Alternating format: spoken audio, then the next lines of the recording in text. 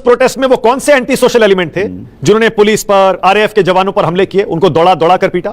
हम सुनते हैं 128 पुलिस और आरएएफ के जवान घायल हुए थे।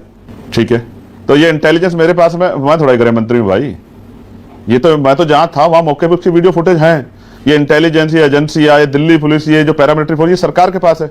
यहाँ के जो विजिलेंस है, यहाँ की जो LIU, सब सरकार के पास है। ये तो होम मिनिस्टर जवाब देंगे, मैं जवाब दूंगा इसका कि कौन लोग थे ये काम। अब मैं कैसे चिन्हित कर सकता हूँ किसके माथे पे लिखा है? मीडिया के लोगों पे भी गन चली है, चली नहीं चली? पायलट गन, मीडिया का पत्रकार बंदूक घायल हुआ नहीं हुआ? उसको किसने चला दी? पायलट गन बच्चों के पास थी क्या? तो ये तो सब इन्वेस्टिगेशन का पार्ट है ना भाई। मैं हिंसा का समर्थक नहीं हूं। जिसने की है, आपके पास एविडेंस है, उस पर कार्रवाई कीजिए, मुझे इससे कोई फर्क नहीं पड़ता, ठीक है। लेकिन जहां जो बच्चों को चोट लगी उन पर भी कार्रवाई कीजिए। बच्चों को जिस तरह से बेटियों को लाठियां मारी गई है उनकी तरफ भी देखिए। देश की राजधानी में ये हो रहा था, तो इसका दूर संदेश जो उत्तर प्रदेश है, ग्रामीण जिले, उनमें क्या जाएगा पुलिस के ऊपर कि बेटियों को कहां लाठी मार रहे थे, किस तरह से जो है शांति प्रिय बच्चों को पीट रहे थे? इसके बारे में तो जवाब देना पड़ेगा। मेरी दिल्ली पुलिस से बहुत मेरी जो है संपैति है। मैं ये नहीं कह रहा हूं, दिल्ली पुलिस के जवान बहादुर जवान है हमारे, हमें उन पर गर्व है। लेकिन जवान क्या करेंगे? जवान तो ऑर्डर पे काम करता है ना, जवान ऑर्डर पे नहीं काम करता। पिछली सरकार में बाबा रामदेव आए थे तो उनको नहीं भगाया गया था क्या? आप बताओ। जवान तो सरकार दूसरी थी, जवान तो वही है ना भाई। जवान नहीं है वो, तो सरकार के ऑर्डर को फॉलो करता है।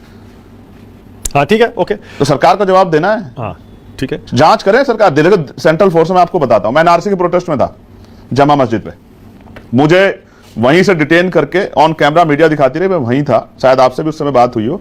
मुझे रात को 2:30 बजे वहां से पुलिस ने अरेस्ट किया और मुझे जिस घटना में दिखाया वो उससे 8 किलोमीटर दूर थी। जब मैं जेल चला गया तो जब जज के सामने फाइल आई, उन्होंने पूछा कि चंद्रशेखर का क्या अपराध है, तो उन्होंने कहा उन्होंने भड़काऊ भाषण दिया। और मैंने वहां भाषण दिया था, एक भाषण था वो भारतीय संविधान की प्रस्तावना मैंने पढ़ी थी। तो जज ने पूछा, मेरे आज भी याद है, अखबार में छपा था, कि बताइए क्या भाषण है?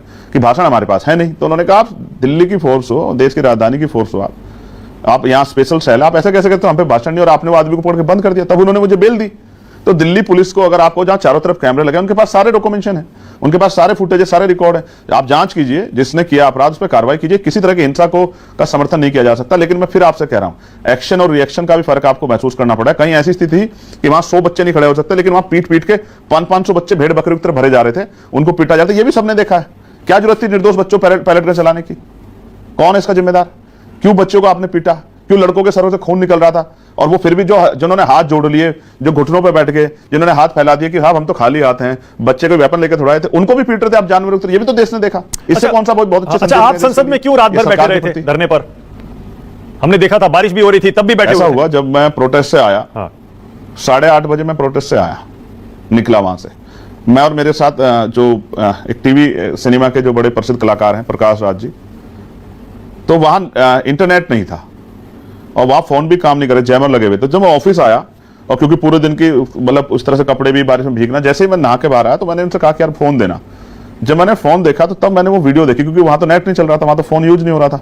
जिस तरह का व्यवहार मुझे दिखाई दिया, बच्चों पर जिस तरह की हिंसा हुई, तो मेरे मन में तो ये बात बैठ गई, बहुत गहरा असर कर गई कि भाई बताओ, हमारे बच्चे हैं, उनको किस तरह पीटा गया है, किस तरह पुलिस लाठियां भांज रही है, दोनों हाथ से पीट रही है। कई लोग एक आदमी को पीट रहे हैं और खून बह रहा है, वो फिर भी कह रहे हैं कि मिट्टी का कर्ज उतारने आए। तो यार ये तो गलत है बहुत।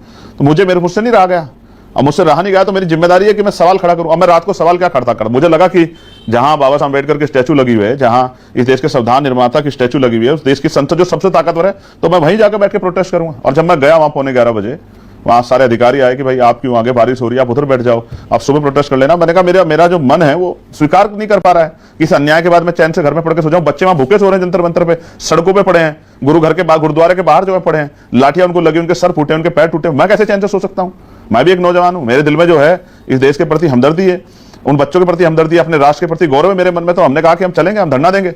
तो स्पीकर साहब की तरफ से फोन आया कि आप सुबह कर लो, बारिश हो रही है, आपकी तबियत खराब है। मैंने कहा सर मेरी तबियत उन बच्चों की तबियत से ज्यादा जरूरी नहीं है, उनको चोट लगी है, सरकार को जवाब देना पड़ेगा। और मेरे बैठने की वजह से ये था कि सरकार को जवाब देना पड़ रहा था। 2 दिन बाद जो है सेंटर के मिनिस्टर आए मेरे पास, मुझसे कहते थे कि आप यहां से उठ जाओ, आपकी तबियत खराब हो जाएगी। मैंने कहा मेरी चिंता मत करो, बच्चों की चिंता करो, उनसे वार्ता करो, संवाद करो। आप हाउस में करें संवाद करो, पहला संवाद आप करो उन बच्चों से जो बच्चे यहां बैठे हुए। आप उनको जानवर मत समझो, उनको कीड़े मकोड़े मत समझो। तो आप मानते हैं संवाद हुआ, उन्होंने मुझसे वादा किया।